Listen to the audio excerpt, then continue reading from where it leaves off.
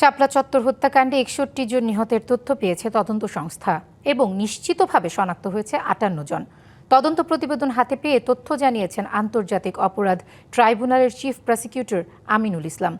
এই মামলার আনুষ্ঠানিক অভিযোগ দাখিল করা হবে আগামী ২১শে জুলাই। এতে আসামি শেখ হাসিনা, সাবেক সেনাপ্রধান জেনারেল আজিজ সহ ৪১ জন। তালিকায় আছেন মোজাম্মেল বাবু, ফারজানা রূপা, শাহরিয়ার কবিরেরও নাম। এদিকে শাপলা চত্বর হত্যাযজ্ঞের মামলার অগ্রগতি জানতে চিফ প্রসিকিউটর কার্যালয়ে যান হেফাজতের শীর্ষ নেতারা সহ ১০ থেকে ১৫ জনের একটি টিম।